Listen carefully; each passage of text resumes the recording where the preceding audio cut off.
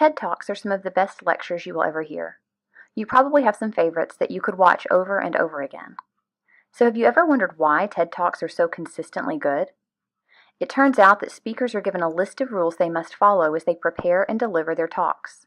These guidelines are called the 10 TED Commandments and are literally shipped to them as engraved stone tablets. It seems that other people who deliver information, let's say teachers, might also benefit from some of the ideas behind the TED Commandments to entice their listeners. The speaker Rachel Mann has adapted these TED rules to apply to classroom teachers who deliver content to their students, as well as for students who are challenged to deliver their own TED Talks. So without further ado, here are the 10 #TeachLikeTED commandments. Number 1, spark a new idea. Begin with asking yourself how you can get people to think differently. After all, the premise behind a TED Talk is to share an idea that's worth spreading, hence the drop of water at the opening of every video. Sometimes people just need permission to think in different ways. Number 2, brain breaks. One of the original TED commandments is "Thou shalt not murder time."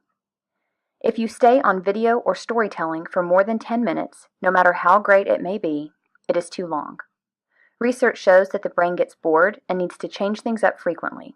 So once you hit that 10-minute mark, it's time to move to a different delivery method. Number 3, know your audience. Lecture needs to feel more like a conversation. This begins with knowing people's names, backgrounds, and building rapport with them. While our sole focus is not to be liked by students, we also need to realize that the like factor is important and allows for more influence. Number 4, tell a story. Stories are powerful anywhere you go. Research shows that when one person tells a story to another, the same areas of the brain light up for both storyteller and listener. Think about Tom's shoes. It's not the shoes themselves that make the brand successful, but the story of how buying a pair of shoes helps someone else in need, and that story is what creates buy-in. Number 5, reveal your passion. Our students will never be more passionate about the content than we are as teachers. Let that sink in for just a moment. Challenge yourself to think about how you demonstrate to others excitement for what you teach. Number 6, embrace the remix. Beg, borrow, and steal is often the teacher's mantra, but I've never cared much for the steal portion.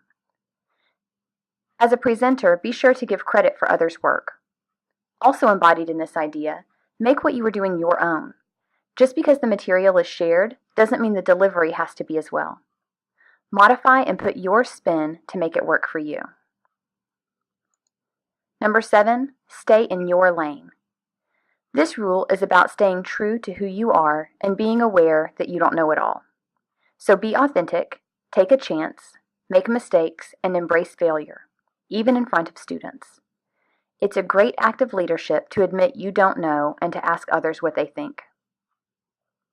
Number 8, make it visual and multisensory. First of all, if you and your slide are saying the same thing, one of you is not needed. People are 6 times more likely to remember a visual than words, and we remember 68% of what we watch in a video versus 11% of what we read in a text. For these reasons, work to paint a visual lesson. Number 9, deliver jaw-dropping moments. Make presentations emotional. If something is tied to emotions like happiness, sadness, or fear, you are more likely to remember it. For instance, we all know where we were on 9/11, but we may not remember where we put our keys an hour ago. The reality is that when the jaw drops, we create a knowledge drop and the brain works to fill. Number 10, incorporate humor. Like emotion, we remember things when humor is attached. It has been said that if they are laughing, they are learning. Note that humor does not mean telling jokes, but knowing the right moment to lighten up. Humor lowers defenses and makes people more responsive to your message. So there you have it, the 10 #TeachLikeTED commandments.